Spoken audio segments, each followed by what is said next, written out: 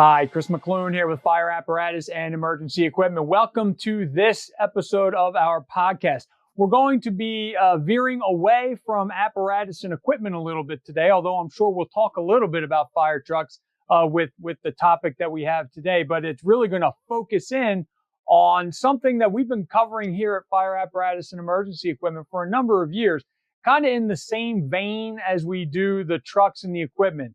We're talking about, the products themselves. And in this case, the products are the fire stations. And we're going to talk a bit today about how to design them, some of the current trends that we're seeing out there. It's been a while since I've had this kind of conversation with our guest, who will be introducing himself in just a second.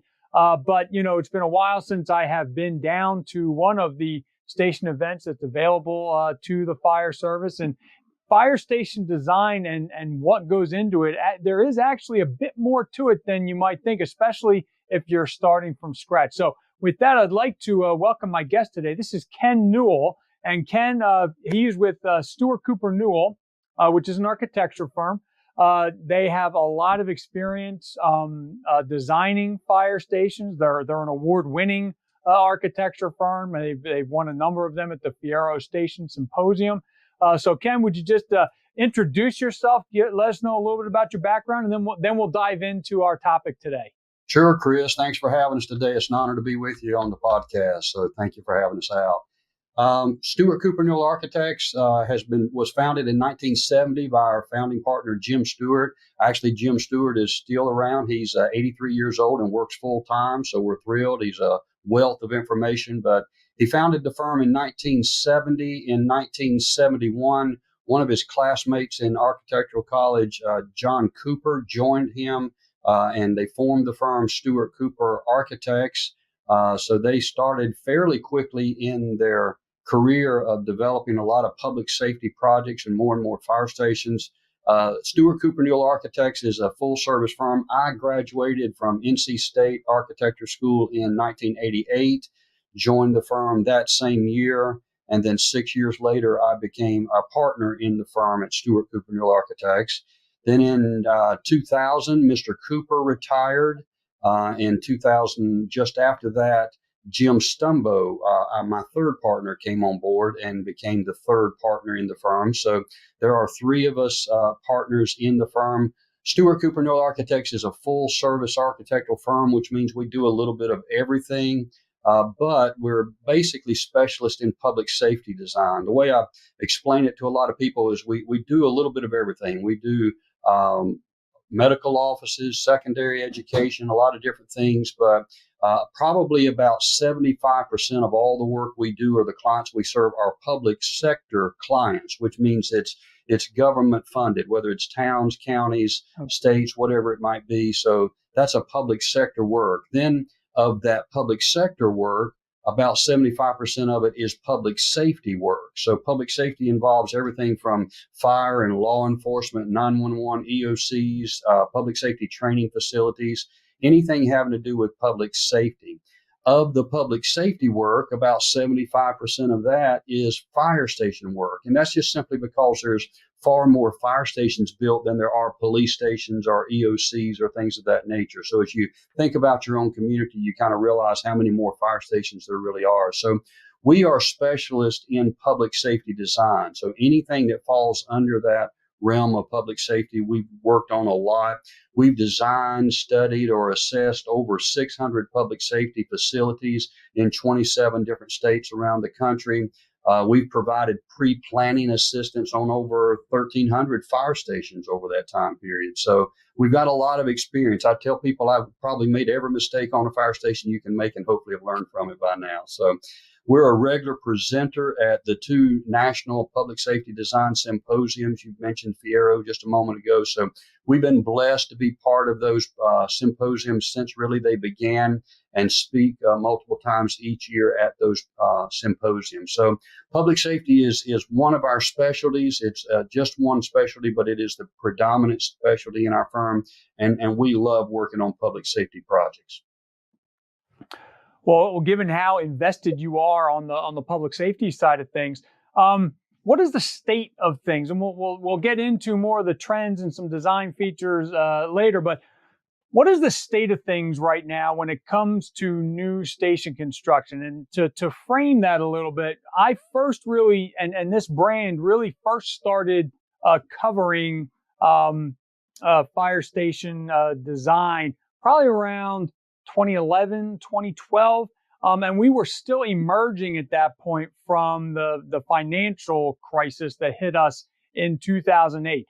And as we know, municipal budgets typically lag behind, the national scene. Right. So around that 2011, 2012 is when, they were starting to see their budgets decline a little bit, especially for things like that. So there wasn't as much interest at that time. Not that there wasn't interest, but there wasn't, there was, the resources weren't available to get some of these stations done. We now find ourselves in a different time, and having emerged from the pandemic, what fire departments are seeing, and this is where we might talk a little bit about the apparatus side of things. The orders that were being placed for fire apparatus back in around the time. I mean, we'll just say 2021.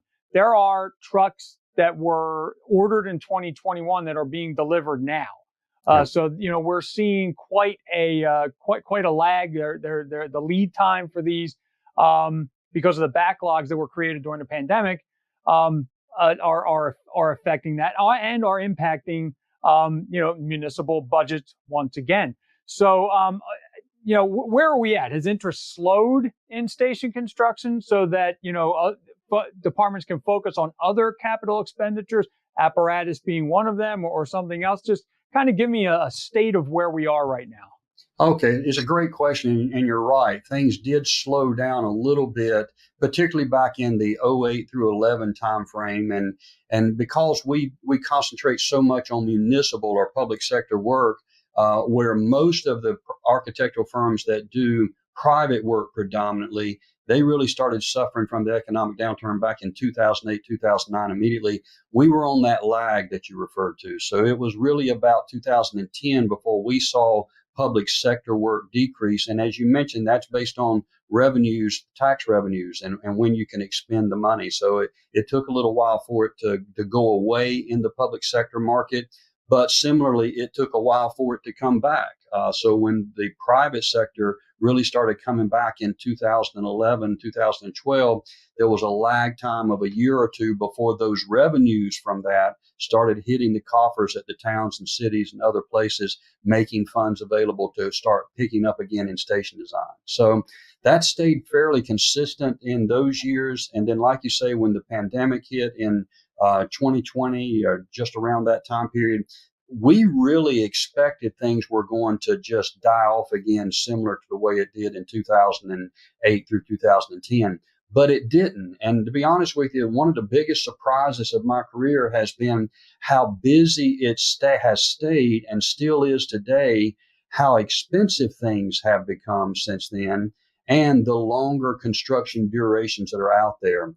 We tell clients all the time, the only thing we can assume is that people believe that it's never going to be less expensive to design and build than today. And they may be right. It's extremely expensive.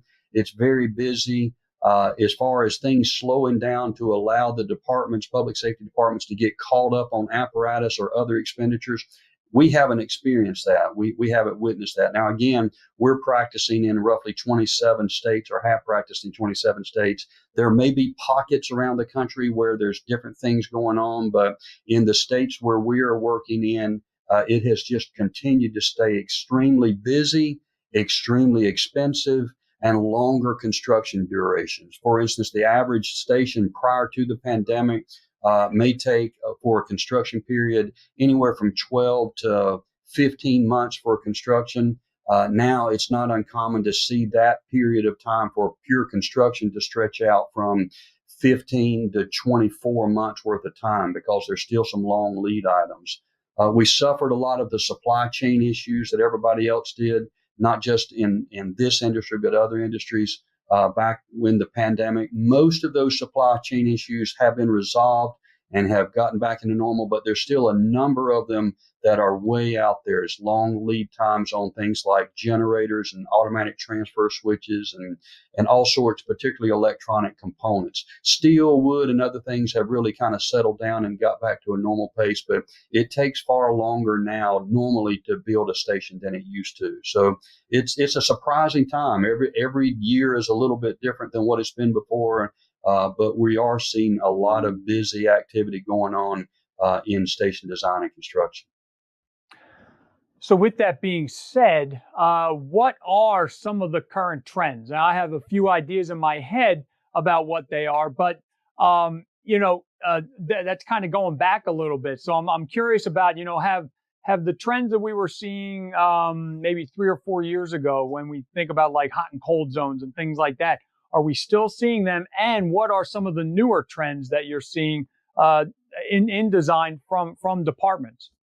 Yes, it's a great question. And when we think about trends in station design, we look back more than just a couple of years. We look back a couple of decades. Again, we've been in business now for 53, 54 years. And so doing fire stations really since 1975, I think was our first one. And so over that time period, we've seen a lot of trends. Some of them change, some of them evolve. And when we think about trends, or when we're speaking about trends, we kind of break them into two categories. The first is health, safety, and wellness trends, and then all other trends. So under the health, safety, and wellness trend, you mentioned the hot zone design. That certainly has been at the forefront of any publication in public safety and design services for at least the last 10 years or so. Really became known after 9/11, and so many cancer rates among firefighters and rescue workers exploded after that time period. So the hot zone issue is really foremost on many people's mind. And again, most people listening to this podcast will be familiar with the ideas behind the hot zone, but basically it identifies the fact that a lot of carcinogens and other contaminants that the firefighter encounters on a rescue grounds, they're prone to be exposed to those, bring those back to the station. Unfortunately, many times if the proper decon doesn't happen, taking those home to their family.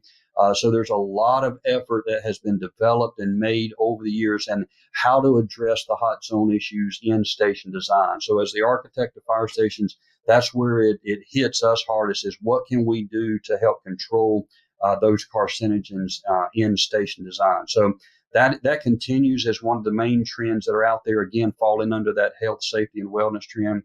Another one is sleep deprivation, the realization of what a lack of sleep does to the human body, to the firefighter, and then as the architect, trying to change the design of the stations so that you're protecting that sleep time as much as possible to be able to make it a quiet environment, particularly in the career stations, so that people will know how to get a better night's sleep. There's more in possibilities to do that. Sleep deprivation has really hurt the health of the firefighter, decreased their longevity. It just, the responsive capability hurts it a lot. So being able to work with the station design itself and to help out with the sleep deprivation issues is critical. Another of the health, safety, and wellness trends that we see is the PTSD and what that has done to the firefighters. Emergency workers, even law enforcement workers, 911 communication people, all of them are dealing with very serious issues on a daily basis. And that really plays on their mind.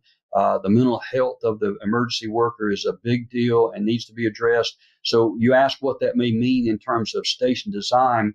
That typically means we're trying to make as user-friendly of spaces. We're trying to bring as much natural daylight and places where they can go and decompress, and being able not just to have the old public safety station used to be a big garage and it's dark inside and all concrete block walls. So trying to liven that up. There's a subject out there called biophilic design, which is basically bringing as much of the natural characteristics of nature into the station design, bringing lots of natural light, lots of wood grain finishes, natural finishes, lots of new views, outside views into the station. So biophilic design is a term, if you haven't heard, you'll be hearing it more and more as time goes by. Very popular in station. I will add this, is that because we concentrate so much on station design in our firm, One of the architects in training that came to us and then went back to school to finish his master's degree actually did his master's on biophilic design for fire stations.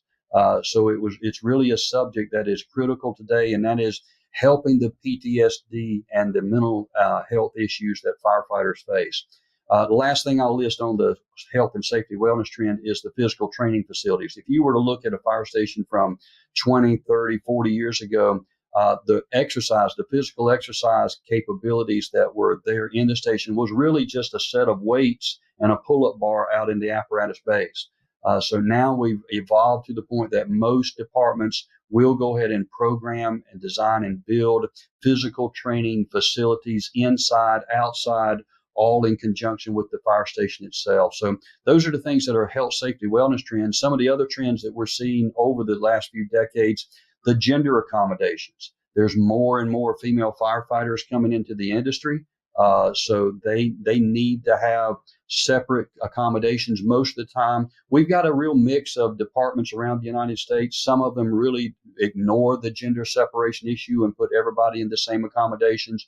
Most of the departments have some level of gender accommodations, and where that really starts to impact the design of the station is things like bunk rooms, sleep areas, toilet, shower rooms, areas around the station where you would normally expect to see that. So I tell people all the time, if you look at accommodating the gender separation in the station, if you're going to have, for instance, a male locker room and a female locker room, male bunk room and female bunk room, you've got to guess on design day what that ratio is going to be. Is it 90-10, 80-20? The only thing you can guarantee is you'll be wrong, because it's going to change monthly or yearly. So gender accommodations is a big thing. Emergency electric vehicles, a little bit different than just EVs, but emergency electric vehicles is a new thing that is really a trend that is starting to impact station design. There's not nearly as many electric apparatus devices that are out there today, but everybody's expecting it. It is growing. It is coming. So how we deal with that, how we plan for the stations of the future, it's a big thing to consider as you go forward. Another trend has been training in the station, career path and fire operations training in and around the station. That has been a big thing for the last 20 years or so, incorporating as many training props in the station, not needing to take manpower or firefighter power and equipment out of service to go across town, across county, across state for training ops, but incorporating as many of those training props into the station design as possible. Another one is nighttime station responses. Back in the day, 20 years ago or more, it was a big deal to make sure that they could get to the bays quickly. It always has been. But we saw there for a short period of time a trend in bringing the day spaces closer to the apparatus bays, because 2/3 of the day, the firefighters, when they're not on call, were going to be in the kitchens or day rooms or those type spaces, and they felt like they ought to be closest 2/3 of the day to the bays for response. But what they finally figured out is that when you wake up at night and you get a call in the middle of the night, it takes you a little bit of time to get acclimated to where you're going, what you're doing. So the move has really been to pull those sleep bunk areas and sleep areas closer to the base so that the nighttime response is very timely.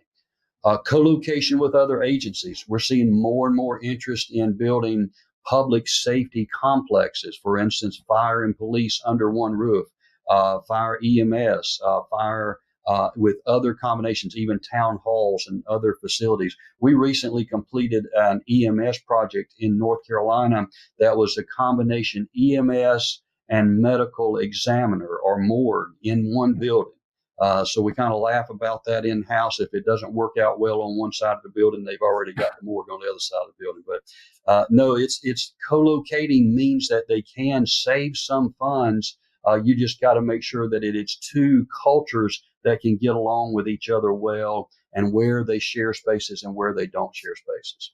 Another big one is the volunteer fire department transition to career. As time goes by, there seems to be less and less people willing to volunteer for the fire department.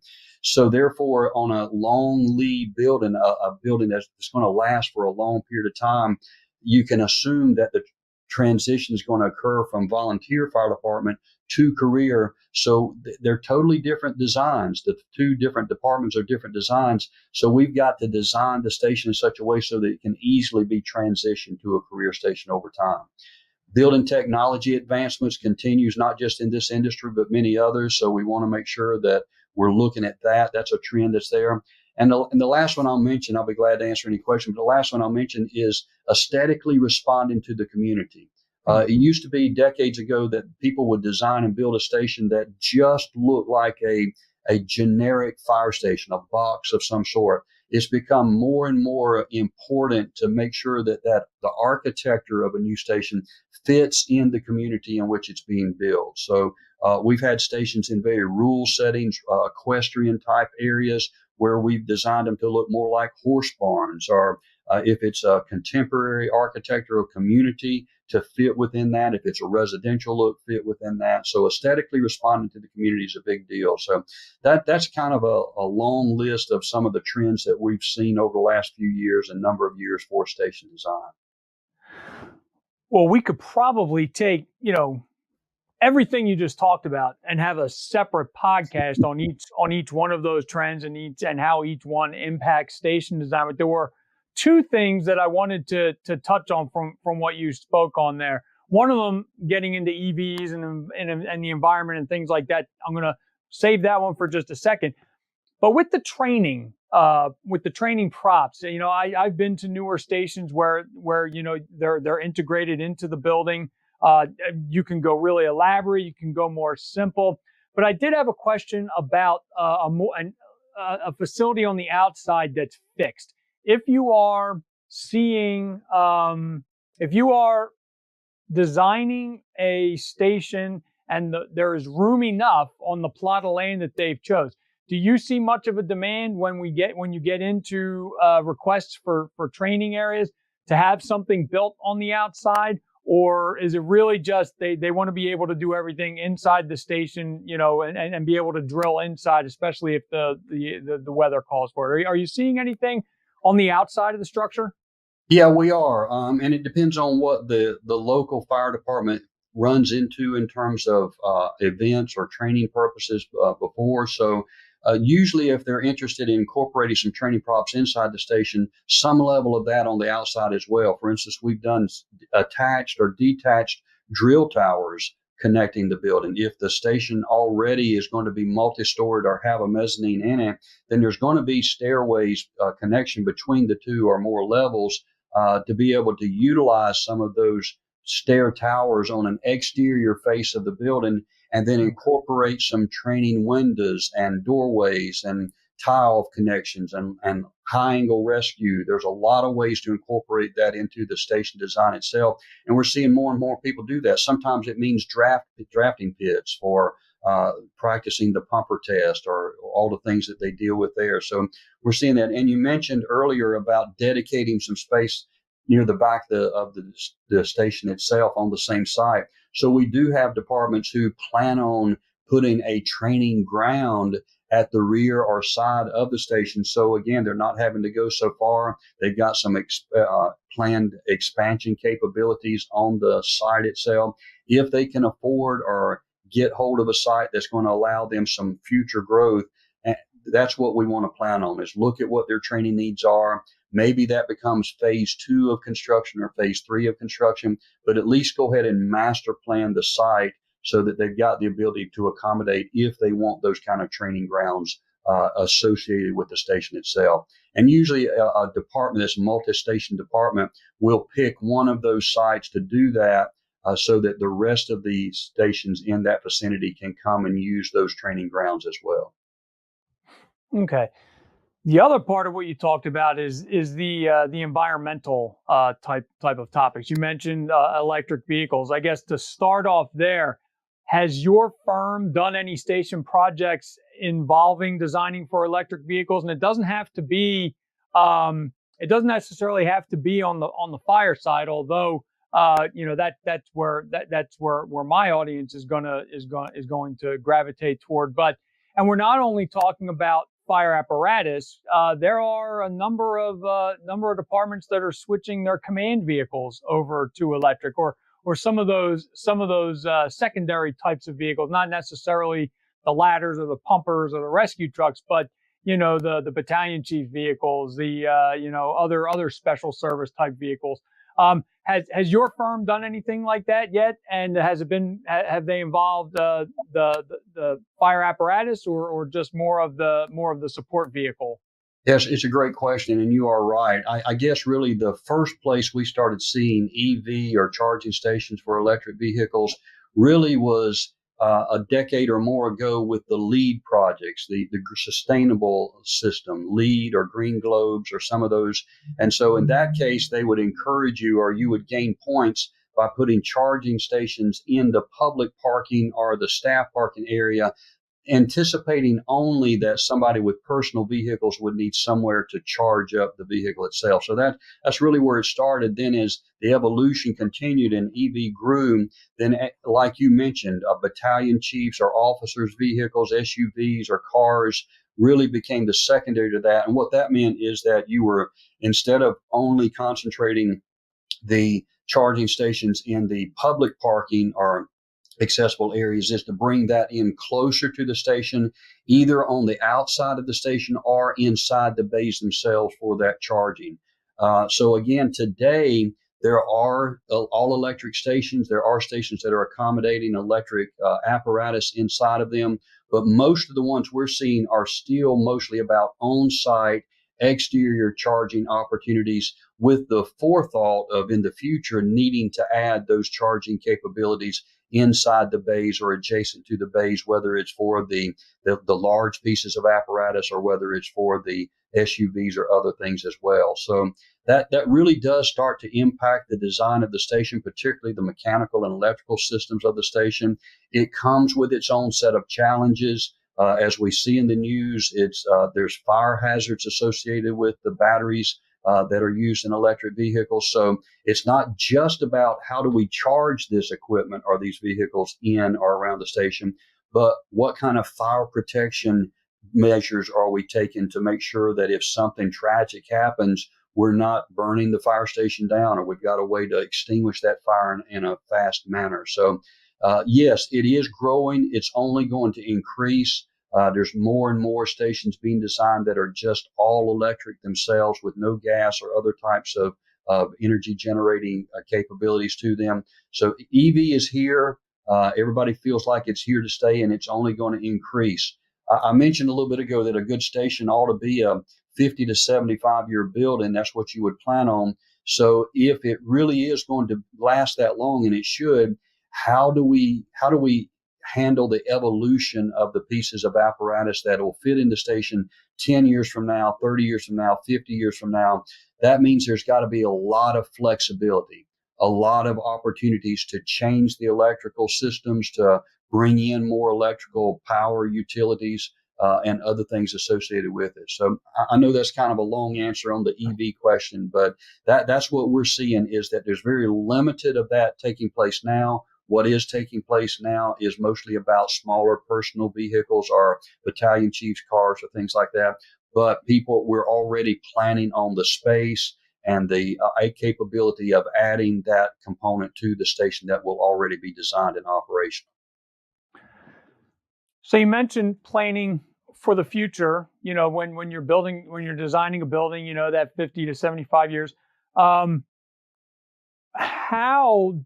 What does a department need to factor in? Like a few years ago, we put an addition on the side of our house, and the contractor was like, well, he was like, where do you want your outlets? There are certain places we have to put them, but we can rough in anything else. So there are places over there that, should we decide we want to put one there, the electric's already been roughed in. So like with that, I know that's not exactly apples and apples here, but if a fire department is planning a new station and wants it to be EV ready for potentially down the line, they may not even know they're going to get an electric rig, but they just want to prepare themselves to make sure they're ready for when it happens. What do they need to factor into the station's design for that? I mean, do they just have to make it ready to accept the I'm not going to do a good job of explaining it, where it's going to sound awfully rudimentary, but like the equivalent of making a house ready for 200 amp service, even though they only have 100 amp service, like that, like that kind of mindset. Like what do they need to be thinking about so that they're ready when they take delivery of the electric fire truck? It's a good question, Chris, and kind of let me back up from it just a little bit, because if a station is truly going to be a 75-year facility, then not just the electrical service, not just the EV issue, but basically everything associated with the station needs to be thought through and planned for the unknown. That's the key, whether it's a EV or whatever it might be, is to plan the station for unknown. And that's everything associated with that. That means that you've got flexibility in the building. You can turn one part of a building into something different later on. The designing and building with the ability to modify and upgrade, whether it's computer systems or the electrical service or the size of the apparatus or the weight of the apparatus, those are all critical. And you started to allude to the ability to be able to increase the service. So that means that if we've got an electric room today that's, say, 150 square feet for the panels and the systems and the ATS that's going to be serviced today, maybe today we need to go ahead and increase the size of that, as much as double the size of that, so that in the future, when we have more need for electrical service, we've already got wall space to put those panels on and the service to come in. It's not just about the space, but it's about the pathways. So that if we've already got generators or electrical devices or feeding transformers out on the site, maybe that means that we're putting in extra conduit or raceways outside in the underground, pathways for not just electric, but future needs that might be there as well. Pathways inside the building so that we may have cable trays or different things that are not being used completely today, but know that we've got the ability to change those. Mechanical yards where your HVAC and your electrical devices would sit. If there's going to be a future device or more devices of that flavor coming in, is to make those mechanical yards larger so that when the time comes to add that, it's there. Generators and the equipment associated with generators or fueling stations, is not knowing what that means, is to make sure that we're oversizing the generator or oversizing the equipment, or at the very least making enough space for that the other components that are there. And one of the big ones is battery storage, not just battery storage for the vehicles or the apparatus, but everything. Most of the power equipment used on board these days, most everything that's there is going to need batteries. There's going to be extra battery storage. There's going to be charging facilities for that.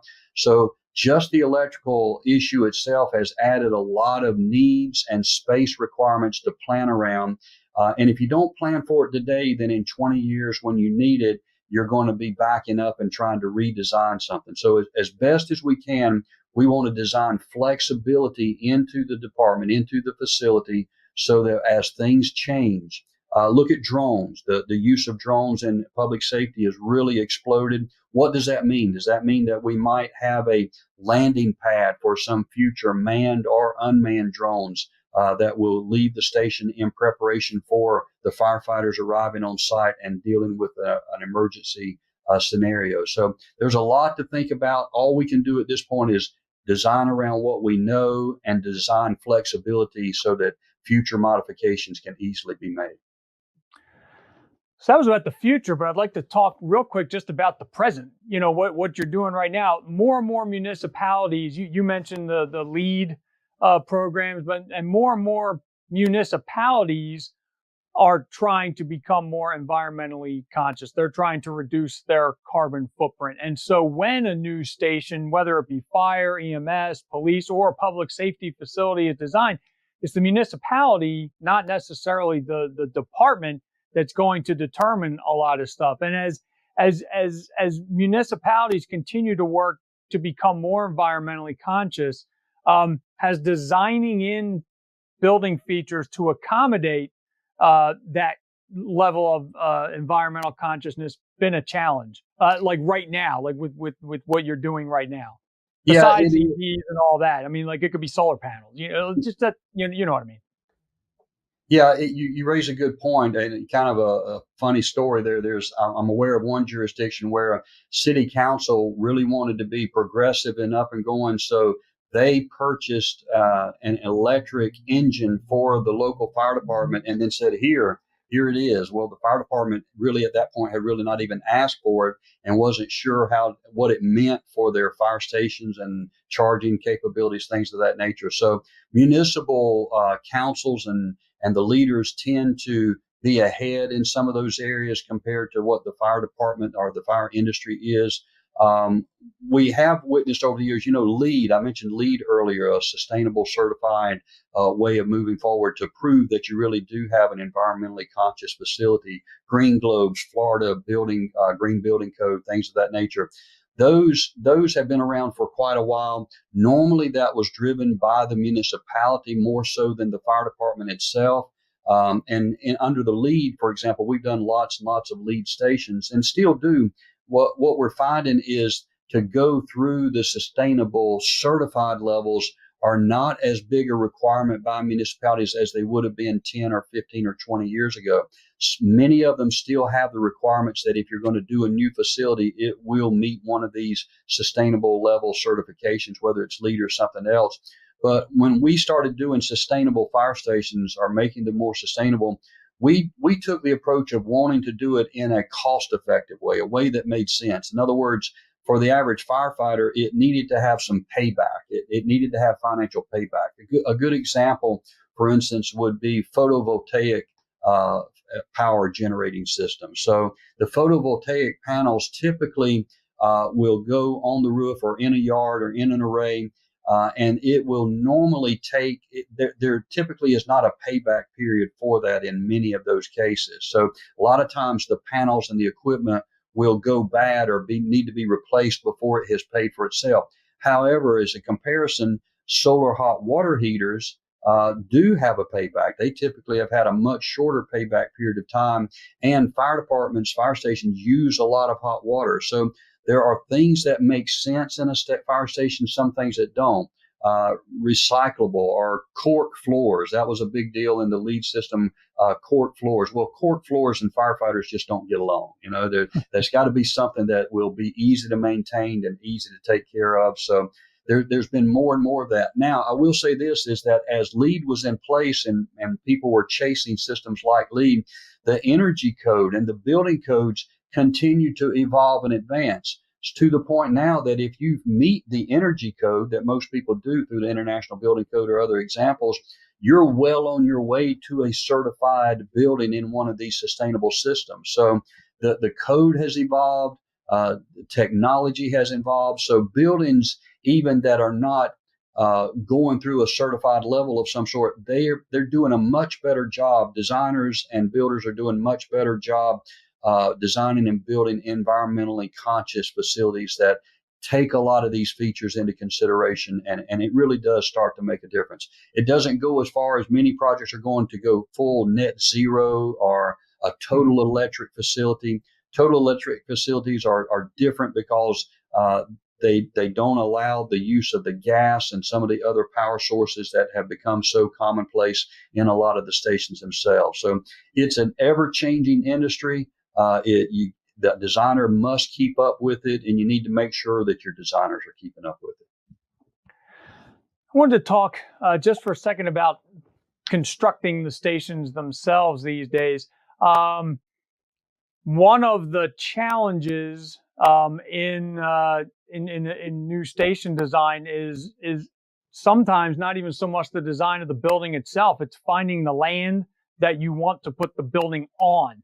And so I was just curious, like I said before, it's been a few years since we talked. Are you seeing departments tearing down and rebuilding on the same sites more or less or the same? Or are they moving stations to new locations where they can secure the land? Because what I'm wondering is tearing down on land that theoretically you know what you're dealing with versus, having to do soil samples and all kinds of stuff at a new location. Are you seeing departments going one way or the other on that?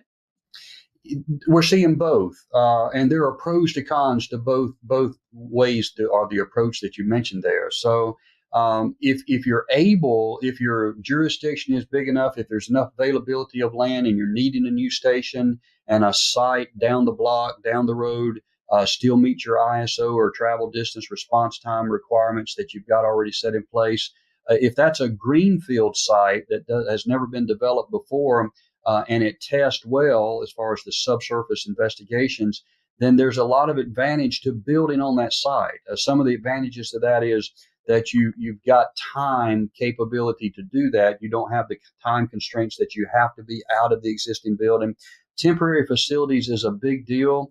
If you need to take down a station on the site that you already own and then build a station back on that station, that means for that 12 to 24 months of construction period, you've got to relocate your firefighters or emergency workers to somewhere else. There's cases where we have been able to occupy a building on site, a part of the building on site, take the rest of the station down, build half of the new station, occupy the part of the new station, then take down the old part of the station. So it takes a 24-month construction period and might turn it into a 36-month construction period. So you've got to provide temporary facilities during that time period. Sometimes you can completely move off site. Sometimes you need to go and provide temporary trailers or tent type surfaces for the apparatus, different things that's going to accommodate temporary facilities for the fire department itself. So we're seeing both. And as you know, they don't make land anymore. So land is becoming more and more rare. To be able to find the one that fits your needs is challenging. But we've got a lot of examples of both going to a new site or using an existing site. And it takes a lot of study to find out what the overall cost of the facility is going to be to use an existing site. Generally speaking, unless there's some high purchase cost associated with a new greenfield site, it's going to normally be more expensive to go through the temporary stations and the phased construction to occupy the same site that you're already on. All of this being said so far today, what in your experience, what would you say is the biggest challenge facing fire departments that are designing a new station today? Well, and we kind of mentioned a part of that earlier. One of those is planning for change. We can guess. We can work with you. We can work with the department and determine pretty accurately what needs to be in the station today. What does it take to provide emergency rescue or firefighting services in a station today? We can probably pretty accurately guess what that means 5 years from now. But when you go past about 10 years, who knows? Who knows? We mentioned manned and unmanned drones. We mentioned a lot of different things. Who knows what firefighting services are going to look like 20, 25, 30 years from now? And again, I keep saying 75-year station. If it is a 75-year facility, then we just don't know. So we have to plan for that change. And that may mean the type of construction that you use. That may mean developing a overall structure box that you can basically gut parts or all of the inside and completely reconfigure it for something different in the future. So planning for change is the biggest challenge fire departments face today, and only second possibly to the financial aspects that they face. And in that case, what we're talking about is the cost of construction. One of the biggest challenges, I've worked with fire departments now for going on 40 years. And it used to be I would go sit down some evening somewhere with a small volunteer fire department, explain what the building would look like, explain to them what needs to be in it, and tell them what the average cost per square foot of construction is. And it's always high, right? No matter what time, what period you live in, it seems high. But one of the biggest challenges I face today is to go sit back in front of a group like that today and tell them what the construction costs are to this year in 2024. And most of them were involved in building their original station maybe 10, 20, 30 years ago when it was built for $50, $60, $70 a square foot. And then for them to hear what the cost per square foot is today, it's just hard for them to understand that if they're not involved in design and construction on a regular basis. So finances are a big deal. And when you're talking about the inflation rate each year, typically in the past, the industry standard is that you would experience about a 5% increase in cost from year over year over year. But in many years over the last 20 years, there's been as much as 20 to 23% cost increases. Well, if you've set a budget for a $5 million station last year and it's gone up 20% in the last year, that it's going to take a lot of money to catch up, or the size of the station is going to dwindle and shrink because you're limited to the finances you've got. So planning for change and having enough finances to accomplish what you're trying to do in the new design, those are probably the biggest challenges we see fire departments face. And I'm dealing with design and construction. The fire departments are having to deal with staffing and personnel and apparatus cost, and the increased cost is there. So like everybody else, the fire departments are getting hit in the wallet in a big way. So before I let you go, I wanted to give you a little chance to brag a little bit. Are there any station projects right now that your firm is working on that you wanted to highlight? Well, you mentioned that, and there just happens to be. We just finished up a station last fall for the city of Williamsburg, Virginia. We were the design consultants, and by the way, let me mention that too, because a lot of people see here that we're in 27 states.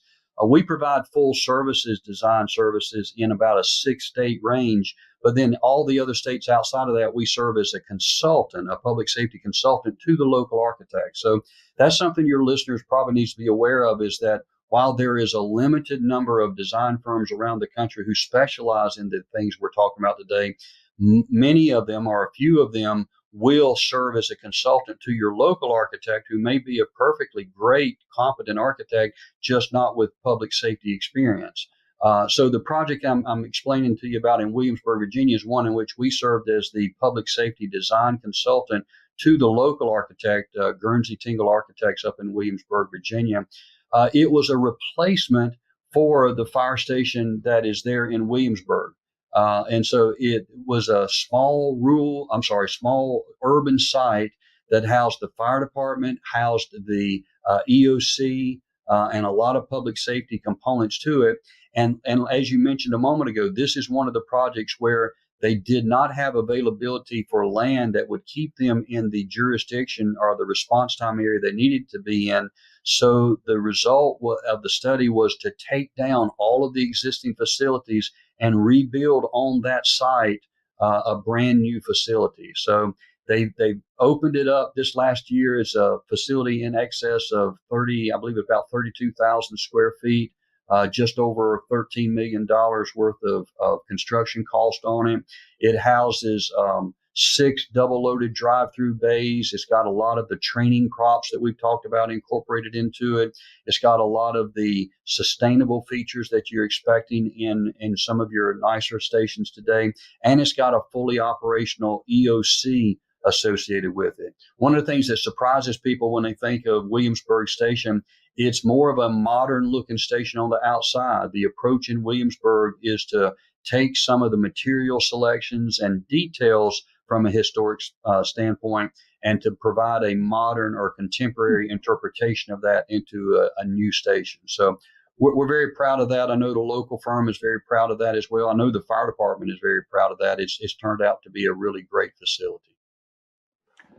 Good deal. Well, thank you again for joining me today. It's been a while since we've had a chance to talk. Do you have any general comments about fire station design today that you want to throw out there just before we wrap up?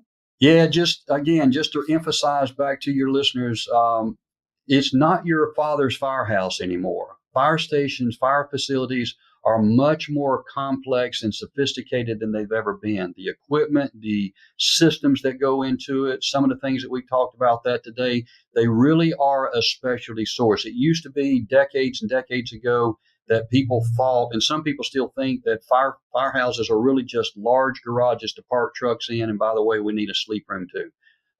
It's much more complicated than that based on some of the trends that we talked about today. So there's a high level of sophistication and complexity in station design, and it really warrants a specialty designer. We mentioned teaming just a moment ago. You really want to make sure that your designer is teaching you things about station design and that you're not having to teach them how to design a fire station. So It requires a specialty mindset and the ability to think through what the growth of a building for the next 75 years and the service is going to be. But I will say it's an extremely rewarding project type. I probably spend 90% or more of my work days dealing with fire departments and public safety departments around the United States. And they're a great clientele. I love working for the people who serve us as emergency workers. It's a rewarding project. They're very practical. I kid people a lot of times and say, I've never had a fighter say, make my station look like a windmill. It's a fire department. They want it to serve as a fire department. And as long as it functions well and gives them what they need to serve the community, then you feel like you've done your job. And at the end of the day, it's an extremely rewarding building type and client to work with. All right, perfect. Well, again, my thanks to Ken for spending some time with me today to talk about station design. Like I said, Ken, hopefully we'll have you back, because a lot of what you talked about could be podcasts in themselves.